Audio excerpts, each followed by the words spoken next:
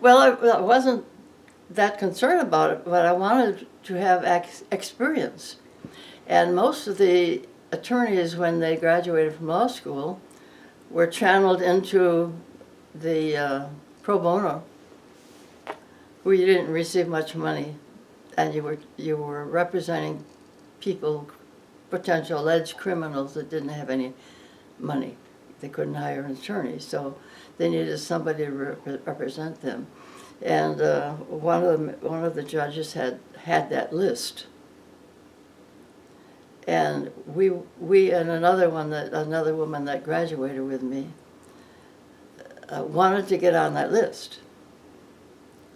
Well, that wasn't very easy. So at that time, one of the judges was black, and of course my friend was also black, and she knew him. And we went to him and said, "Hey, they're not letting us be on this list." Guess what? We got on the list. And then I had all sorts of interesting clients. I think the first one was a young guy who about 3 a.m. drove up on somebody's lawn with his car with sunglasses on. Anyway, that was my first interesting. I don't remember if I got him off, or I probably did somehow. But yeah, I got good experience. One thing about criminal law, as compared with civil law, is very exacting. You look at the law, and that's what the law is. Civil law is very flexible. Yeah. So I enjoyed that part of it, but I didn't want to go into criminal law. That's because I had a couple of representations of kids. One raped by the stepfather, and another one, they just weren't capable of taking care of a young child. And that's not a lot of fun. So I didn't want that either, you know. So finally, some of my very good friends decided, well, this is a good time to get a divorce. So suddenly I was doing divorces, and sort of that's been my major focus throughout, although I've done other things.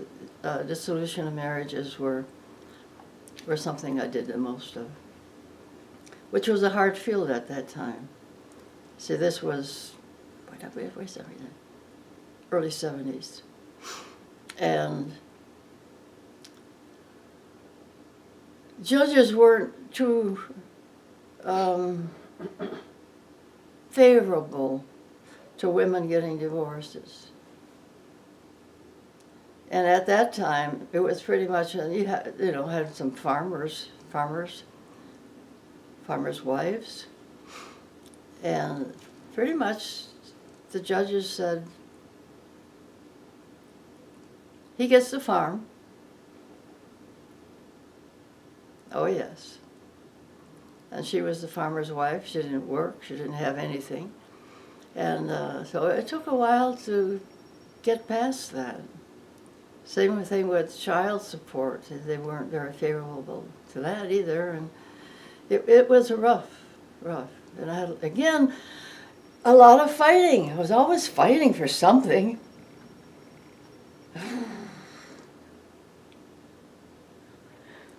But eventually